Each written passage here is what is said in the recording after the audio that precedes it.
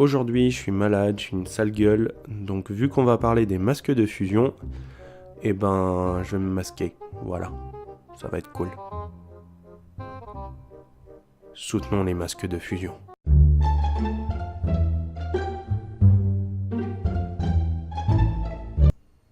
Et bonjour à toutes et à tous, c'est Xavier de Dri Studio, on se retrouve aujourd'hui pour une nouvelle vidéo et aujourd'hui on va parler masque de fusion. Pour illustrer mes propos, je vais utiliser une photo d'Elsa qui est tirée de l'univers de la Reine des Neiges de Disney. La cosplayeuse est Wicked Cat Cosplay et vous pouvez retrouver son Instagram et son Facebook dans la description de cette vidéo. Donc c'est parti, je vais vous expliquer un peu ce qu'est un masque de fusion, à quoi ça sert et comment l'utiliser. Alors j'ai déjà fait un nouveau calque pour vous épargner la retouche du fond.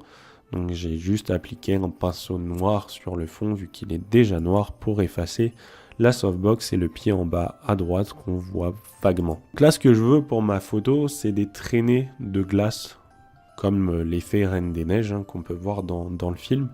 Je vais faire les petits flocons et je vais vous montrer ensuite comment traiter tout ça et comment utiliser justement les masques de fusion. Ne vous inquiétez pas, je suis pas devenu fou et j'ai pas cliqué comme un goré aléatoirement sur ma souris. Donc là on a notre base de flocons. On va aller dans option fusion et on va leur donner une petite lueur de flocons un peu magique.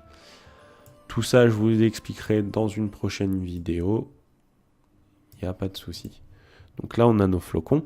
Donc, on va créer justement un masque de fusion pour masquer ce qu'on n'a pas envie de voir. Pour ce faire, vous avez une icône en bas à droite, un carré avec un rond qui est ici. Vous cliquez dessus et vous voyez que à côté de ma vignette de calque, j'ai une autre vignette qui est apparue sur fond blanc. Donc ça, c'est mon masque de fusion. Le but du masque de fusion, comme son nom l'indique, c'est un masque. Et ça va servir à masquer ce qu'on ne veut pas voir. Comment ça marche? Là, vous avez, comme je vous ai dit, un fond blanc. On va prendre notre pinceau et on va prendre une couleur noire qu'on va appliquer. Là, vous voyez que ça ne met pas du noir sur ma photo, enfin sur mon calque, mais que ça efface ce qu'il y a sur mon calque. En fait, ça rajoute de la couleur noire, comme on peut le voir ici, et donc ça masque ce qu'il y a sur mon calque. Et ce qui est bien avec les masques de fusion, c'est qu'ils ne sont pas destructifs. Je m'explique, si vous reprenez de la couleur blanche et que vous rappliquez la couleur blanche, vous revoyez ce qu'il y avait en dessous réapparaître. Et ici, on voit que le noir s'est enlevé. Petite astuce, vous pouvez voir en gros la vignette de mon calque, de mon masque de fusion. Donc je vais faire une grosse tâche. Si vous maintenez la touche Alt, vous voyez le masque de fusion apparaître.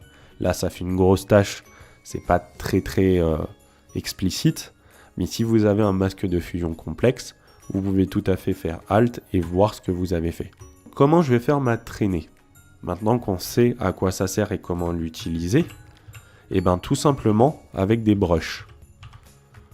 Je vous expliquerai pareil dans une autre vidéo ce que c'est un brush, mais brush c'est les pinceaux.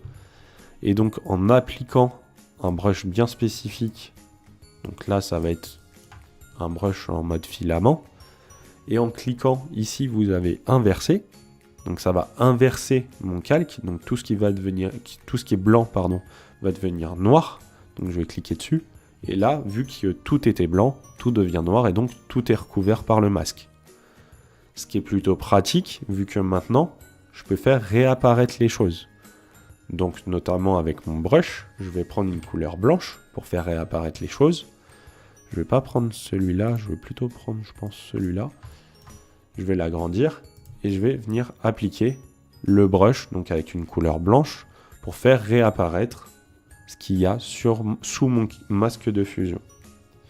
Donc si je maintiens la touche Alt, on voit ici qu'on a la forme de notre brush. Voilà, donc à quoi servent les masques de fusion? Vous avez plein d'utilités à ça, vous pouvez faire du détourage, vous pouvez créer des effets, vous pouvez masquer des choses, bref, vous pouvez faire plein de choses avec les masques de fusion. Et comme je le rappelle, ce qui est pratique, c'est qu'après on peut venir, si on n'a pas envie d'un élément, vu que c'est non destructeur, on peut venir peaufiner notre masque. Maintenant que j'ai ma forme voulue, ce que je vais faire, je vais appliquer le masque de fusion, je vais le valider. Par contre, si vous le validez, après, vous ne pouvez pas retourner dessus. Il est validé. Vous pouvez bien sûr le laisser comme ça, il n'y a aucun problème et continuer à travailler. Et si vraiment vous voulez revenir dessus, vous pouvez tout à fait revenir dessus. Vous pouvez le transformer, ce calque et ce masque de fusion, vu qu'ils sont liés. Ici, vous avez un petit lien. Ça sert en fait à lier le calque et le masque de fusion. Vous pouvez tout à fait le retirer. Mais par contre, le calque et le masque ne suivent plus. Là, vous voyez que mon masque de fusion reste statique. Il ne bouge pas et mon calque aussi. C'est pratique si vous voulez prendre un élément d'une photo et bien le positionner par rapport au masque que vous avez fait. Autre astuce aussi, bon là ça ne se prête pas à la photo mais je vais vous le montrer quand même. Vous pouvez tout à fait, si on recrée un calque et qu'on remet un masque de fusion, vous pouvez faire un copier-coller de ce masque. Donc vous maintenez la touche Alt, vous le faites glisser dans l'autre masque. Là, il vous demande si vous voulez remplacer le masque de fusion, vous mettez oui, et vous voyez que là, on a le même masque. C'est plutôt utile quand on détourne une personne ou un objet, si on veut faire un autre effet derrière, ou qu'on veut réutiliser le masque parce qu'on a pris du temps à détourer, c'est possible en maintenant Alt et en faisant glisser. Pour supprimer un masque de fusion, il ne faut pas cliquer dessus et faire suppr, parce que là, on voit que le calque a été aussi supprimé. Il faut faire un clic droit et faire supprimer le calque. Donc pour vous montrer un peu l'utilité des calques et pour que ce soit un peu plus concret pour vous, je vais retoucher la photo comme je le souhaite et je vous expliquerai un peu la retouche que j'ai fait.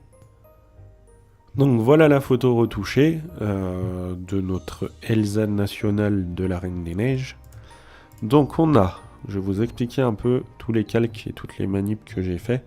Il y en a qu'on verra dans d'autres vidéos, il n'y a pas de souci, mais je voulais vous expliquer un peu la retouche. Donc on a notre calque 0, donc notre photo de base. On a ici, comme je vous l'ai indiqué en début de vidéo, le calque où j'ai caché la softbox et le trépied en bas à droite. On a une première traînée, donc c'est une traînée que j'ai fait exactement pareil que celle que je vous ai montrée avant. Ici, en haut à droite, on a une deuxième traînée au niveau de la main. J'ai gardé le masque de fusion parce que vu qu'elle était bien positionnée, je l'ai pas caché, je l'ai pas appliqué, le masque de fusion. J'ai fait une lumière dans la main pour faire un effet un peu magique. J'ai appliqué une lumière bleue en lumière tamisée. Je vous montrerai un peu dans une autre vidéo ce que c'est que les modes de fusion. J'ai fait une troisième traînée, donc ici c'est la plus grande. Alors ce que je vous ai pas dit, c'est que quand vous appliquez un masque de fusion à un calque, vous pouvez tout à fait en recréer un autre. Il n'y a pas de souci. Ensuite, j'ai appliqué une lumière un peu tamisée au niveau de la robe pour donner un peu un côté hiver et pour accentuer le côté bleu de la robe. J'ai appliqué de la fumée que j'ai un peu bleuté avec les styles de calque. J'ai refait une nouvelle traînée au niveau de la main droite avec une lumière et une lumière bleue pour donner un côté magique. J'ai mis du vent. J'ai pris des broches de vent. Là, on ne le voit pas trop sur ce calque, on le voit un peu mieux pour donner un côté un peu mouvement et un peu plus dynamique. Et pour finir, j'ai appliqué une courbe de transfert dégradée pour donner un petit côté bleu à ma photo vu qu'il fait froid et que c'est la Reine des Neiges. Donc voilà, vous pouvez voir l'utilité des masques de fusion. C'est pas très compliqué à comprendre, hein, c'est dans le nom, masque de fusion. Avec la couleur noire, on masque ce qu'il y a sur le calque. Avec la couleur blanche, on remet ce qu'il y a sous le masque de fusion. Cette vidéo est terminée, j'espère que vous aurez appris des choses sur les masques de fusion. Si cette vidéo vous a plu, n'hésitez pas à mettre un pouce vers le haut, à vous abonner pour recevoir les notifications des nouvelles vidéos. Vous pouvez retrouver mon travail sur ma page Facebook Driss Studio Photographie et mon Instagram au même nom. Et j'ai mis en place un Tipeee si vous voulez me soutenir financièrement pour mon travail photographique et ma chaîne YouTube. Et il me reste à vous dire à bientôt pour de prochaines vidéos. Passez de bonnes fêtes de fin d'année. Tchuss!